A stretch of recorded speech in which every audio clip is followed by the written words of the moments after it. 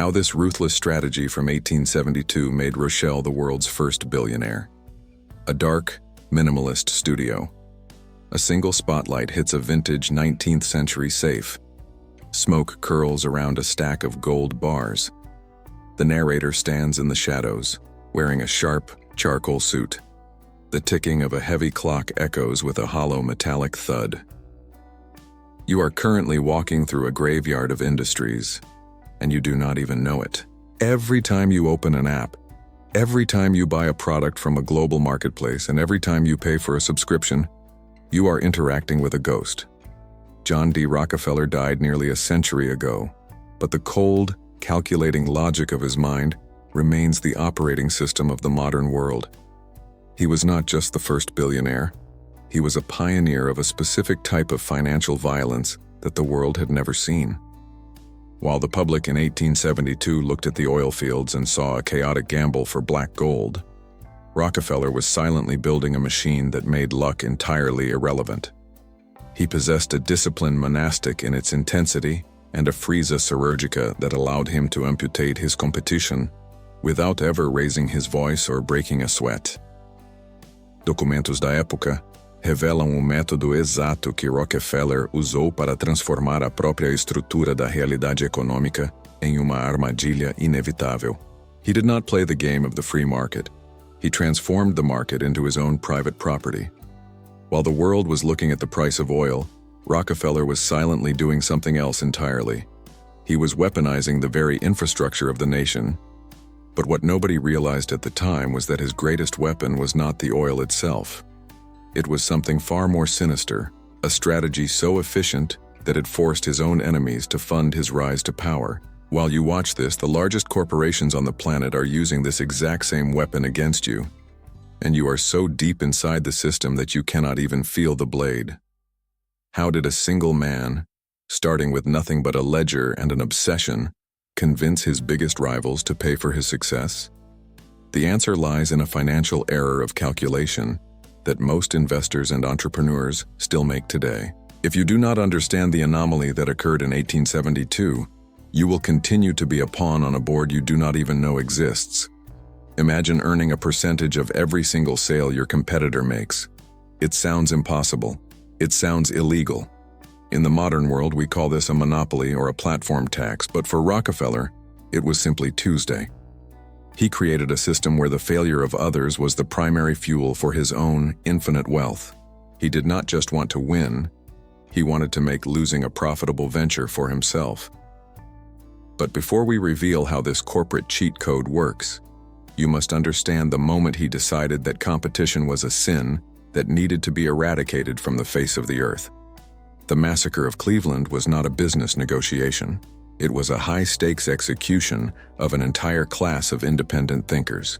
It was a psychological war where the winner took everything, and the losers were left with nothing but a lesson they could not afford. Everything started with a financial distortion that defies the basic logic of commerce, a hidden mechanism that allowed Rockefeller to grow stronger every time his enemies tried to fight back. Are you ready to see the gears of a system designed to ensure you never have a real choice? Because once you understand the Rockefeller method, the way you look at money, power, and the giants of the tech world will change forever. This is not just a curiosidade sobre dinero. It is a manual for the architecture of total control. But as we peel back the layers of this 150-year-old crime, one question remains. While everyone was fighting for a piece of the pie, how did Rockefeller manage to own the entire oven without anyone noticing until it was too late? He was playing a game with no rules while everyone else was following a textbook that he had already burned. The world thinks it escaped his shadow, but the truth is, we are all just paying rent in a city he designed. The narrator leans forward into the light. His eyes are sharp, analytical, and unblinking. The background fades into a blur of stock market tickers and historical blueprints. A dimly lit high-end vault. Rows of heavy ledger books sit on marble tables. A hand wearing a gold signet ring flips through pages where numbers begin to glow with a predatory green light. The sound of a heavy train whistle moans in the far distance, sounding like a mournful cry across the industrial landscape. Documents from the time reveal the exact method Rockefeller used to subvert the logic of global trade through a mechanism known as drawbacks. Imagine for a moment that you and your neighbor sell the same product on a busy street, but every time your neighbor makes a sale, the transport company they use takes a hidden portion of their profit and silently deposits it into your bank account without them ever knowing. While the world looked at the volatile price of a barrel of oil and the discovery of new wells in Pennsylvania, Rockefeller was focused on something much deeper and invisible. He was transforming the operating costs of his rivals into his own passive income. He did not just want to beat the competition through quality or price. He wanted the very existence and effort of his competitors to be automatically profitable for him. This is the absolute essence of the anomaly of reverse profit, a financial cheat code that defies the morality of the free market. Rockefeller possessed a frisa chirurgica to identify the structural weaknesses in the transport system of that era, realizing that the railroads were the nervous system of the American economy. He did not just ask for volume discounts, which would be a standard market practice. He demanded something much more sinister.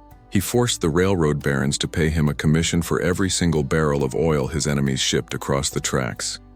This means the harder his competitors worked, the more they produced, and the more oil they tried to move to market to pay their own debts, the more money they injected directly into the vaults of Standard Oil. A visual split screen. On one side, a small refinery owner is sweating, looking at a stack of bills under a dim gaslight. On the other, Rockefeller sits in a leather chair, perfectly still, watching a scale tip in his favor without him moving a single finger.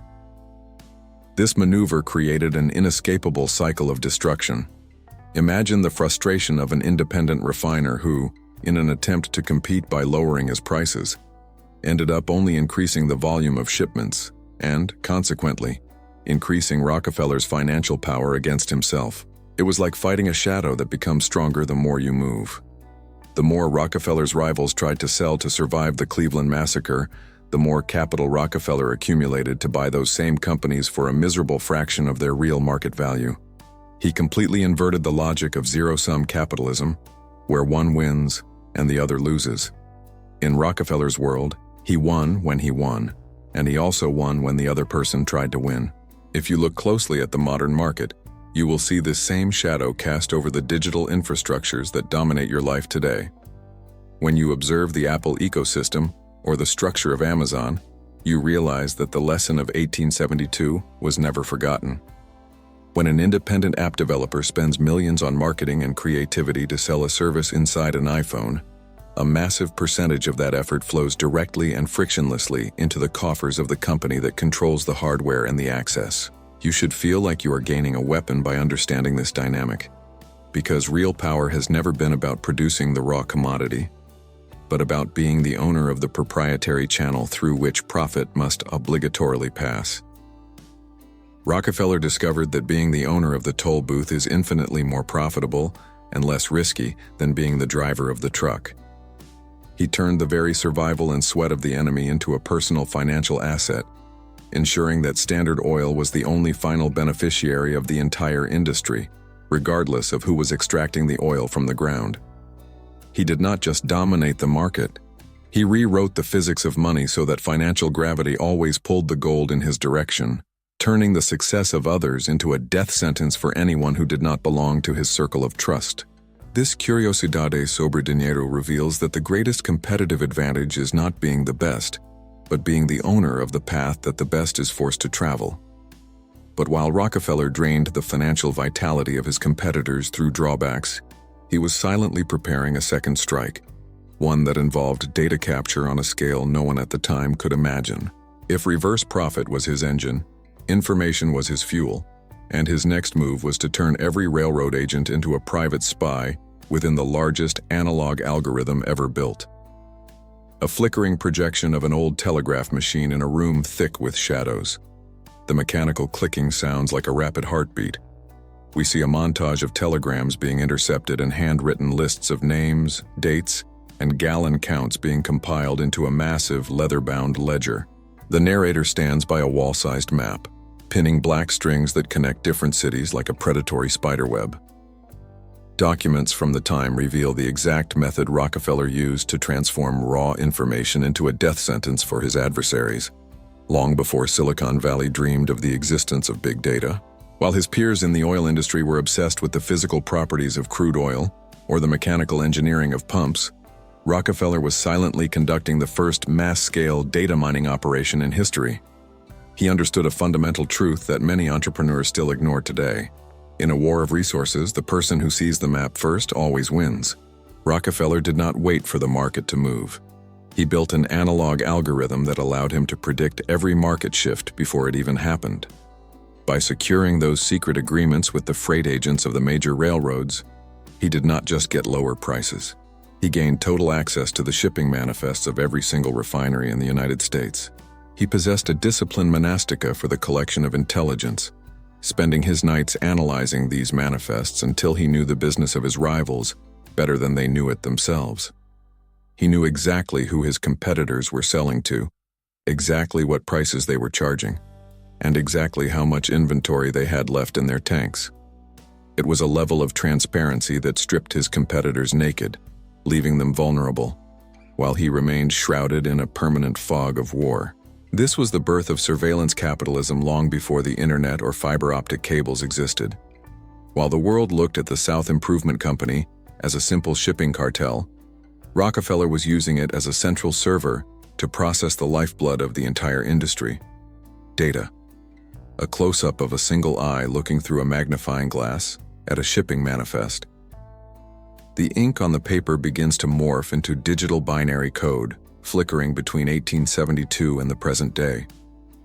The narrator walks through a corridor of server racks that slowly transform into wooden oil barrels. He understood that information was the only asset that did not depreciate. If a rival attempted to enter a new city or undercut Standard Oil in a specific region, Rockefeller knew about it within hours. He would then use this analog algorithm to execute a targeted strike. He would flood that specific local market with oil priced well below the cost of production, literally starving the newcomer of revenue until they were forced to beg him to buy them out. This mirrors the high-stakes strategy of modern tech giants like Google, Meta, or Amazon, who use their bird's-eye view of user behavior and competitor performance to acquire or crush emerging startups before they can ever become a legitimate threat to the status quo. Rockefeller was playing a game of poker where he could see every card in everyone else's hand. He did not just want to sell oil, he wanted to own the very knowledge of every drop of oil sold by anyone, anywhere. By the time a competitor realized they were being attacked, the algorithm had already calculated their bankruptcy date. This precision allowed him to move with a frisa chirurgica, cutting off his rival's oxygen supply by intercepting their customers before the ink on their contracts was even dry. He transformed the telegraph wires of the 19th century into his own private intelligence network, proving that power does not come from what you own, but from what you know about what everyone else owns. This obsession with data created a barrier to entry so high that it made the very idea of a free market a laughable myth.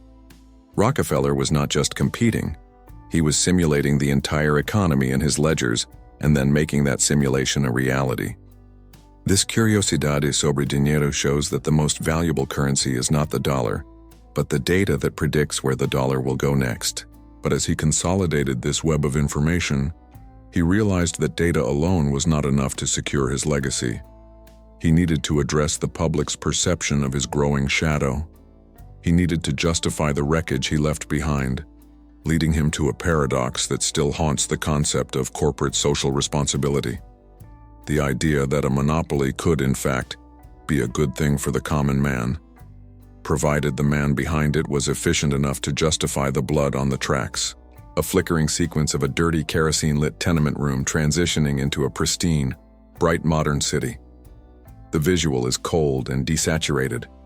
In the background, the silhouette of a massive factory complex looms like a cathedral. The sound of a heavy iron gate slamming shut echoes. Documents from the time reveal the exact method Rockefeller used to transform cruelty into an apparent public benefit. He operated under the cold logic that competition was an unnecessary waste of human energy and natural resources. While the world looked at the descending price of kerosene, celebrating cheap light in the homes of the poorest families, Rockefeller was silently executing the middle class of independent producers. He possessed an ambition predatoria that did not allow for the existence of inefficiency. To Rockefeller, every refinery that operated outside his control was a leak in the system that needed to be plugged. By centralizing all production and logistics, he achieved what seemed like a miracle of the industrial age. He reduced the price of a gallon of kerosene from 30 cents to just 8 cents. But the price of this economy was the total destruction of the autonomy of the individual worker and the small business owner. He did not offer a product. He imposed a standard. This is the great deception of efficiency. It looks like progress to the consumer, while it acts as a cage for the creator. He turned the chaotic, competitive oil market into a perfectly tuned machine, but he was the only one with his hand on the lever. A montage of small abandoned oil derricks rotting in the rain, contrasted with the glowing, sharp logos of modern corporate monopolies. The narrator's reflection is seen in a polished black marble floor as he walks through a silent, empty gallery. This is the trap of absolute efficiency that we see today in platforms like Amazon. The consumer gains convenience and low prices, but the hidden cost is the erosion of market diversity and the extreme fragility of an ecosystem controlled by a single mind. Rockefeller justified his frisa chirurgica by claiming he was bringing order to chaos, but the order he sought was one where no one could challenge his power. He proved that you can win the loyalty of the masses through their pockets, while simultaneously removing the ladder that allowed new entrepreneurs to climb. You should feel a sense of unease when you realize that this efficiency was a double-edged sword. It illuminated the world, but it extinguished the light of free enterprise. He transformed the market into a monolith where the only choice remaining was to accept his terms or perish in the darkness. This curiosidad sobre dinero reveals that the lowest price is often paid for with the highest degree of freedom. He didn't just want to be the best option, he wanted to be the only option. By the time the public realized the cost of their cheap kerosene, the independent oil man was an extinct species. But as his monolith grew, Rockefeller faced a new threat: the very laws of the land. To survive, he would have to invent a new kind of legal entity, a corporate hydra that could hide in plain sight. A high-ceilinged courtroom with dark wood paneling. Dust motes dance in a single beam of light hitting a stack of legal papers. A hand pulls a thin, transparent thread from a tangled web of contracts. The thread seems to go on forever, disappearing into a maze of shadows. Documents from the time reveal the exact method Rockefeller used to become invisible to the law while maintaining absolute control over the national economy. He understood, long before any other corporate strategist, that being the direct owner of a company was a massive legal liability. If you own it, you are responsible for it. If you are responsible, you can be stopped. To bypass this, he created the Standard Oil Trust. While the public looked at the names on the signs of various refineries, Rockefeller was silently operating a shadow structure where he controlled the fate of hundreds of businesses without his name appearing on a single public property record. He possessed a frisa chirurgica to dissect the existing legislation, finding the specific gaps that allowed for the birth of the first modern shell companies. It was a masterpiece of legal engineering designed to deflect responsibility and bypass government regulations that prohibited companies from owning stock in other companies across state lines.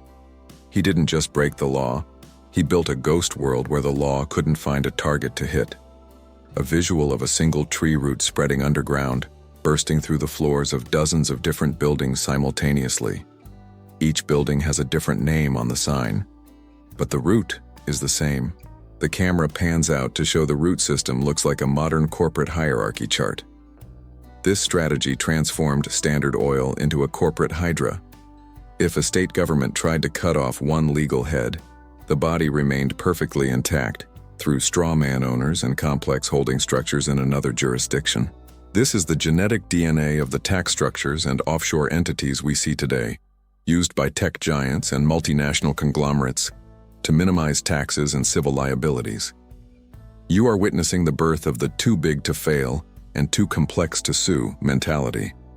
This curiosidad sobre dinero shows that true sovereignty does not come from a visible throne, but from a web of contracts that no one can fully trace. Rockefeller proved that you do not need to own the assets if you own the terms under which those assets are moved, refined, and sold. He turned the legal system into a labyrinth where he was the only one who possessed the map. By the time the government realized what he had built, he had already woven himself into the very fabric of American commerce. But even this shadow empire was still dependent on the physical world. To achieve total dominance, he had to take his war from the courtrooms to the very earth itself, seizing the nation's infrastructure to ensure no one could ever breathe without his permission. An expansive, desolate landscape. The rhythmic thumping of a massive steam hammer resonates. We see the transition from wooden railway sleepers to a cold, endless line of iron pipes being laid into the earth like a subterranean nervous system. The narrator stands over a trench looking down as if watching a burial of the old world. Documents from the time reveal the exact method Rockefeller used to pull off the ultimate masterstroke. He decided that the railway tracks were merely chains from which he needed to break free. While the world looked at the trains as the pinnacle of modern technological achievement, Rockefeller was silently investing in a private network of pipelines that would make the largest transportation companies in America irrelevant overnight. He possessed a disciplina monastica for long-term planning, realizing that whoever controls the physical infrastructure of a nation controls its economic sovereignty. He did not just want to transport oil, he wanted to own the very ground through which the oil flowed. By shifting from rail to pipe, he bypassed the railroad barons who had once tried to squeeze him for higher rates. He turned the earth itself into his private conveyor belt, moving millions of gallons with almost zero labor cost and zero interference from outsiders. A visual comparison between a 19th century pipeline map and a modern global map of undersea fiber optic cables and server farms. The lines pulse with light, showing the flow of power and data through the veins of the planet. By building his own pipelines, Rockefeller hijacked the national infrastructure and turned it into a closed system. He eliminated the middleman and, with that, removed the final variable he did not control. This strategy of vertical integration is the secret weapon behind the success of modern giants like Tesla, which builds its own charging network, or SpaceX, which manufactures its own rockets to launch its own satellites. Rockefeller understood that dependence is a weakness. By owning the pipelines, he did not just reduce his costs to nearly zero. He gained the power to suffocate any competitor simply by closing a valve. This curiosidad sobre dinero demonstrates that the control of distribution channels is infinitely more valuable than the possession of the raw product. Rockefeller stopped asking for permission to use the nation's roads and decided to build his own physical reality, where he was the sole judge, jury, and executioner of progress. He effectively turned his business into a utility that the world could not live without, but that only he could manage. Yet as he secured the physical world, he faced a spiritual dilemma. How could a man with such a predatory ambition maintain his standing in a society built on Christian values? His answer was to weaponize his own morality. A stark, cold church interior. The sunlight hits a wooden pew where Rockefeller sits, stiff and unyielding. His hands are folded in prayer, but his eyes remain open, fixed on the altar. The sound of a choir singing a slow, haunting hymn fades into the sound of coins being counted with mechanical precision. Documents from the time reveal the exact method Rockefeller used to transform his conscience into an impenetrable vault. He did not see his predatory tactics as sins, but as a form of divine obedience. While the world looked at the Cleveland massacre as an act of human cruelty, Rockefeller was silently convinced that God had chosen him to bring order to the sinful chaos of the market. He possessed a disciplina monastica that he applied equally to his tithes and his balance sheets. To him, efficiency was a theological virtue, and the bankruptcy of his competitors was merely proof that they did not enjoy the favor of the Creator. He believed that money was a gift entrusted to him to be administered with a frisa chirurgica in the name of the progress of civilization. He didn't just accumulate wealth, he sanctified it, creating a moral barrier that no critic could breach. A montage of Rockefeller's meticulously handwritten ledger books where donations to the church are listed right next to crushing of competitor X. The visual style is desaturated, almost sepia, giving it a heavy historical weight as the narrator walks past a stained glass window. This ethical shielding allowed him to sleep in peace while destroying the livelihoods of thousands. He utilized Baptist doctrine to justify monopolization as a divine mission of economic cleansing. This mentality of corporate messianism still echoes today in Silicon Valley leaders who claim to be saving humanity or connecting the world while consolidating power that crushes privacy and individual choice. This curiosidade sobre dinero reveals that the most dangerous weapon in business is a clear conscience backed by an unshakable dogma. Rockefeller proved that when you frame market dominance as a moral obligation, you become immune to guilt and social criticism. He created a persona that was impossible to corrupt because he already believed he was doing the work of God. By turning his greed into a gospel, he ensured that his empire was built on a foundation that was both financially and spiritually immovable.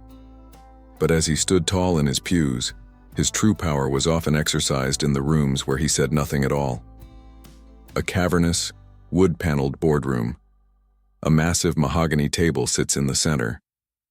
Rockefeller is seated at the head, perfectly immobile.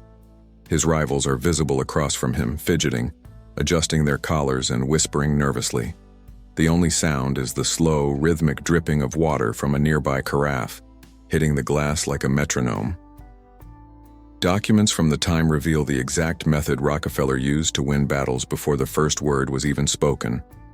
He transformed silence into a weapon of psychological siege. While the world looked at the great industrial barons as loud, charismatic, and boisterous figures, Rockefeller was silently cultivating an immobility that destabilized even the most powerful men in America. He possessed a disciplina monastica over his own body language, capable of staring at an adversary for minutes without blinking or altering his expression. He understood a fundamental rule of high-stakes power. In a negotiation, the first person to speak is usually the first person to betray their position of weakness. He used the void of sound to suck the confidence out of the room, forcing his opponents to fill the silence with their own anxieties.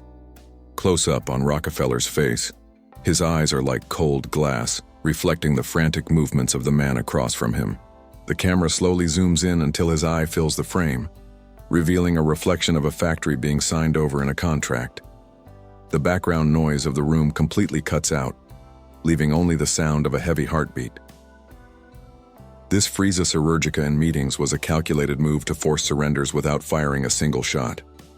His rivals, uncomfortable with the vacuum of sound, would begin to speak compulsively, revealing their fears, their minimum prices, and their vulnerabilities. Rockefeller just listened, processing every data point with the precision of a central computer. He did not need to shout. His refusal to react suggested that he already knew the outcome of the conversation before it began. This strategic use of silence is an elite negotiation tactic used today by top-tier diplomats and CEOs to dominate an environment without apparent effort. This curiosidade sobre dinero shows that real power is not noisy. Rockefeller proved that immobility is the purest form of corporate aggression, turning silence into a mirror where his enemies projected their own ruin. By the time he finally spoke, he wasn't negotiating, he was delivering a verdict. But while he mastered the art of the silent room, he was already planning to extend his reach into the very blood and bone of the population. A sterile white laboratory from the early 1900s. Rows of glass vials and brass microscopes sit on marble counters. The air is cold and smells of antiseptic. Outside the window, a line of factory workers marches in perfect unison. The narrator picks up a glass slide and holds it to the light, where a drop of liquid turns into a dark, controlling ink. Documents from the time reveal the exact method Rockefeller used to expand his empire into the human body. While the world looked at his massive donations to medical research as an act of pure altruism, Rockefeller was silently treating the health of the nation as a logistical problem that needed a corporate solution. He possessed a frisa chirurgica to realize that a sick workforce is an inefficient workforce, and a chaotic medical system is a missed opportunity for standardization. He did not just fund hospitals.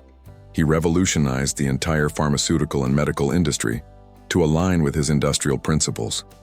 By funneling millions into specific types of medical education and research, he ensured that modern medicine would move away from holistic and varied approaches toward a system built on patented, chemical-based treatments, many of which were derived from the same petrochemicals his refineries produced.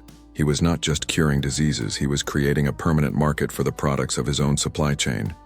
A visual transition where a drop of oil falls into a medical beaker, changing its color. The camera pans out to show a modern pharmaceutical production line that looks identical to a high-tech refinery. The narrator walks through a hospital corridor that begins to look like a high-end corporate office. This was the ultimate form of asset management, ensuring the maintenance of the human machine to keep the engines of industry turning.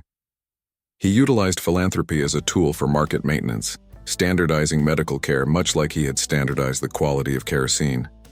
This is the origin story of the modern industrial medical complex we see today, where health is often managed as a subscription service rather than a human right. Rockefeller understood that if you control the curriculum of the doctors and the patents of the medicine, you control the very vitality of the population. You should feel a sense of chilling admiration for this strategy. He didn't just want your money when you were at your best, he wanted a piece of you when you were at your most vulnerable. This curiosidad sobre dinero reveals that the highest level of profit is found where the line between charity and commerce becomes invisible. He proved that true power doesn't stop at the factory gate. It follows the customer home and enters their bloodstream.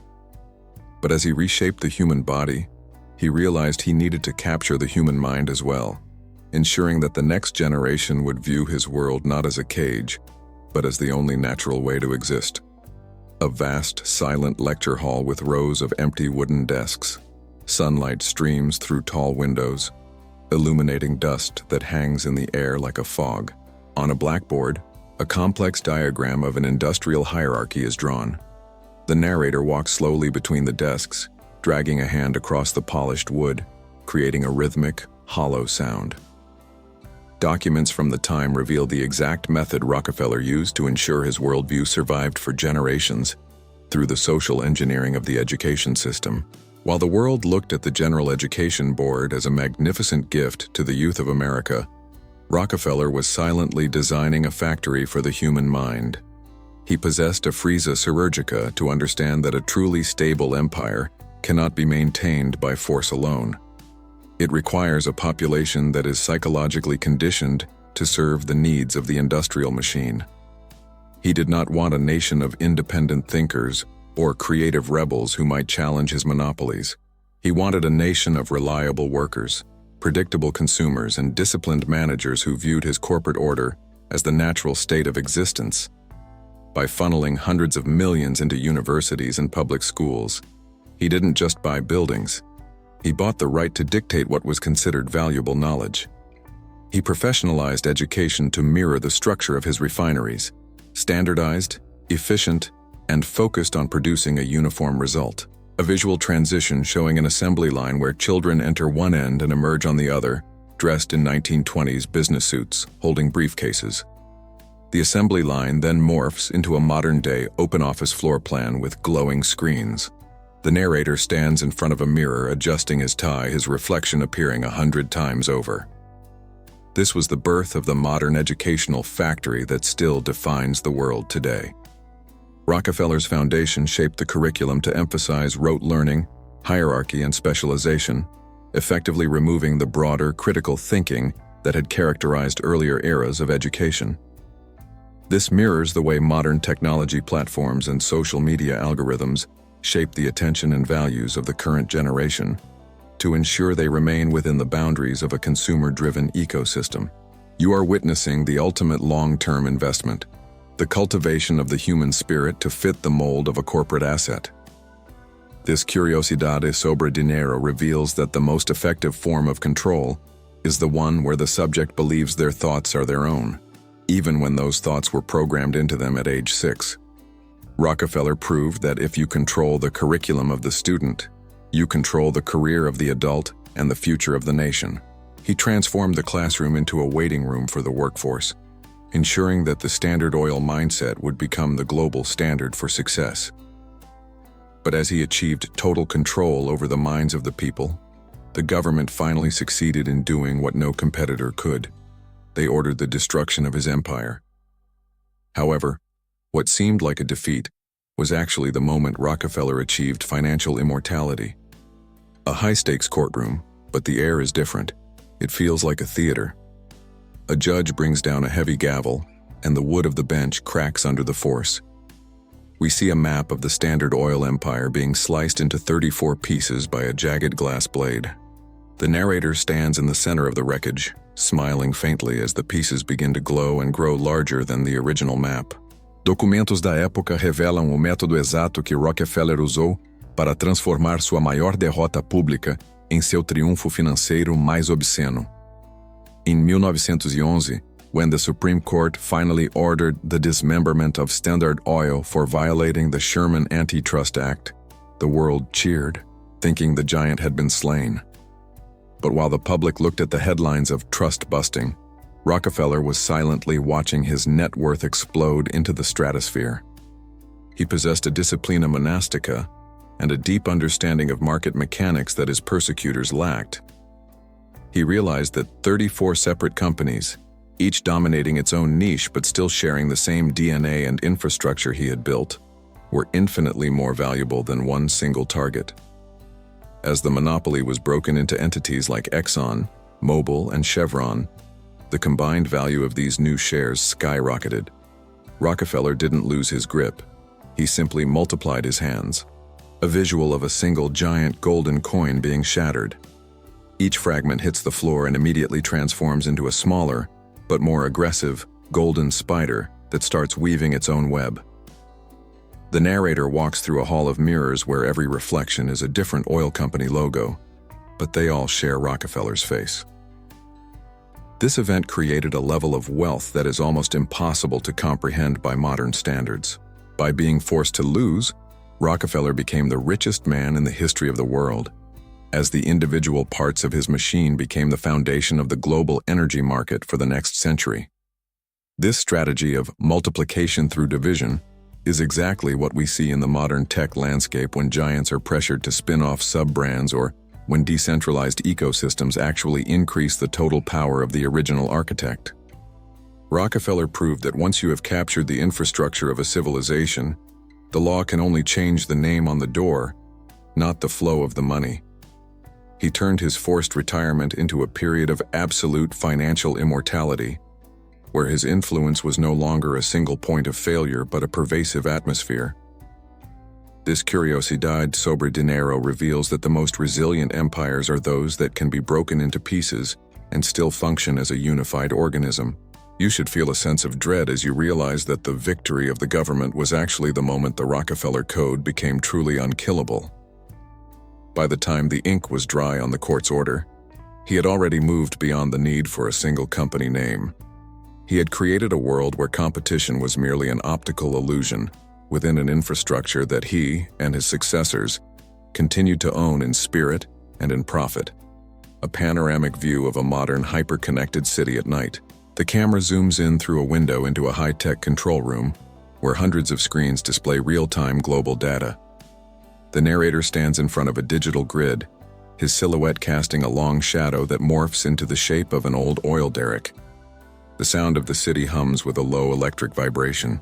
Documents from the time reveal the exact method Rockefeller used to ensure his ultimate victory was measured not in gold, but in absolute control over the concept of human choice. While the world looked at the 20th century as an era of liberation and democratic capitalism, Rockefeller was silently laughing from the shadows of the institutions he built. He understood that the greatest trick of power is to make the prisoner love the walls of his cell. He possessed a frisa chirurgica to realize that if you control the energy, the medicine, the education, and the infrastructure, you no longer need to force people to do your bidding.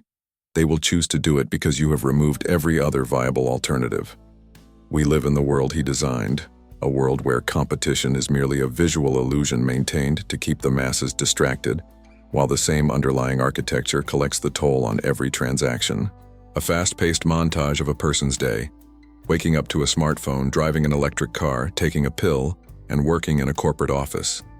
Each action triggers a small, glowing line of code that feeds back into a central glowing R logo.